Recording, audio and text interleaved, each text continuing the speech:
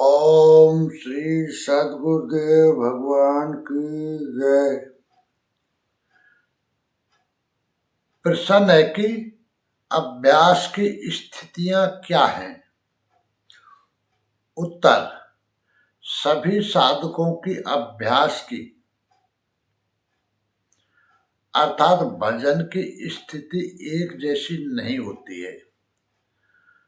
सबके संस्कार अलग अलग होते हैं।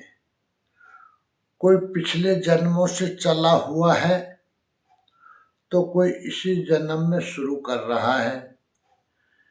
इसलिए जिसकी जैसी स्थिति है उसे वैसे ही भजन करना चाहिए।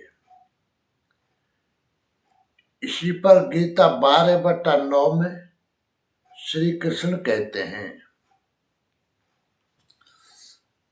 अथ चित्तम समाधातुम न शक्नोषि मयि स्थिरम अभ्यास योगेन ततो मामिच्छाप्तुम धनंजय। गीता 12/9। यदि तू मन को मुझ में अचल स्थापित करने में समर्थ नहीं है तो हे अर्जुन, योग के अभ्यास द्वारा मुझे प्राप्त होने की इच्छा कर। अर्थात जहां भी चित्त जाए वहां से घसीटकर उसे आराधना चिंतन क्रिया में लगाने का नाम अभ्यास है। यदि ये भी न कर पाए तो गीता 12/10 में श्री कृष्ण कहते हैं, अभ्यास पे समर्थोषि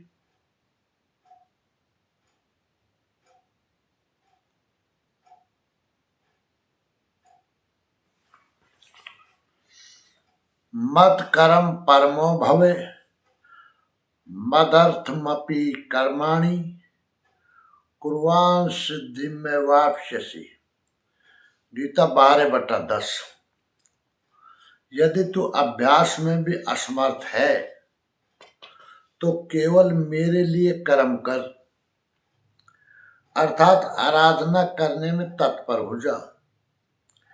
इस प्रकार मेरी प्राप्ति के लिए कर्मों को करता हुआ तू मेरी प्राप्ति रूपी सिद्धि को ही प्राप्त होगा।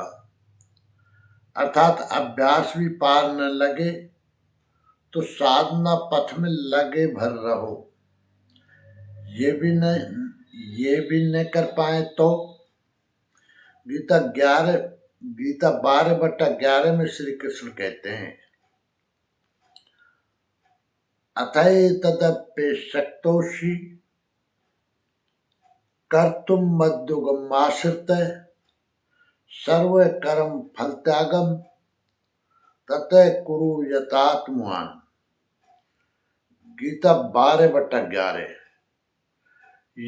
यदि इसे भी करने में असमर्थ है तो संपूर्ण कर्मों के फल का त्याग कर, अर्थात लाभ हानि की चिंता छोड़कर मध्योग के आश्रित होकर, अर्थात समर्पण के साथ आत्मवान महापुरुष की शरण जा। उनसे प्रेरित होकर कर्म स्वतः होने लगेगा।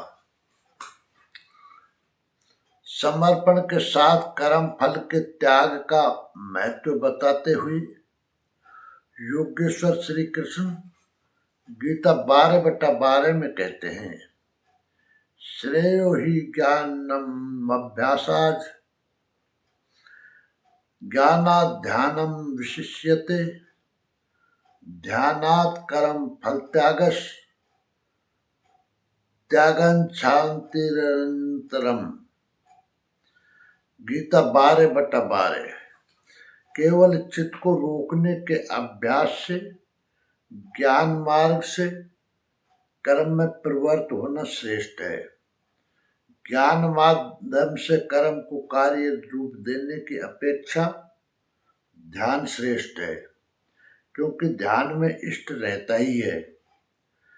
ध्यान से भी संपूर्ण कर्मों के फल का त्याग श्रेष्ठ है, क्योंकि इष्ट के प्रति समर्पण के साथ ही योग पर दृष्टि रखते हुए कर्म फल का त्याग करने से उसके योगक्षेम की जिम्मेदारी इष्ट की हो जाती है। इसलिए इस त्याग से वह तत्काल ही परम शांति को प्राप्त हो जाता है। अभी तक योगेश्वर श्री कृष्ण ने बताया कि अव्यक्त की उपासना करने वाले ज्ञान मार्ग से समर्पण के साथ कर्म करने वाला निष्काम कर्म योगी श्रेष्ठ है। दोनों एक ही कर्म करते हैं, किंतु ज्ञान मार्ग के पथ में व्यवधान अधिक हैं। उसके लाभ हानि की जिम्मेदारी स्वयं पर रहती है, जबकि समर्पित भक्त की जिम्मेदारी महापुरुष पर होती है। इसलिए वह कर्म फल त्याग द्वारा शीघ्र ही शांति को प्राप्त होता है। निष्कर्ष यह है कि भगवान श्री कृष्ण कहते हैं कि यदि तुम मन को मुझ में अचल स्थापित करने में समर्थ नहीं है तो योग के अभ्यास द्वारा मुझे प्राप्त होने की इच्छा कर, अर्थात जहां भी चित्त जाए वहां से घसीट कर उसे आराधना चिंतन क्रिया में लगाने का नाम अभ्यास है। यदि तू अभ्यास में भी असमर्थ है तो केवल मेरे लिए आराधना करने में तत्पर हो जा। इस प्रकार मेरी प्राप्ति के लिए कर्मों को करता हुआ तो मेरी प्राप्ति रूपी सिद्धि को ही प्राप्त होगा। ये भी न कर पाए तो संपूर्ण कर्मों के फल का त्याग कर समर्पण के साथ आत्मवान महापुरुष की शरण जा, अर्थात निष्काम कर्म भाव से संत सेवा में लग जा। श्री कृष्ण कहते हैं, केवल चित्त को रोकने के अभ्यास से ज्ञान मार्ग से कर्म में प्रवृत्त होना श्रेष्ठ है। ज्ञान माध्यम से कर्म को कार्य रूप देने की अपेक्षा ध्यान श्रेष्ठ है। ध्यान से भी संपूर्ण कर्मों के फल का त्याग श्रेष्ठ है। प्रसंग पूरा हुआ। संपूर्ण जानकारी के लिए देखें परम पूज्य योगेश्वर स्वामी श्री अर्गड़ानंद जी महाराज की व्याख्या यथार्थ गीता। ओम श्री सद्गुरुदेव भगवान की जय।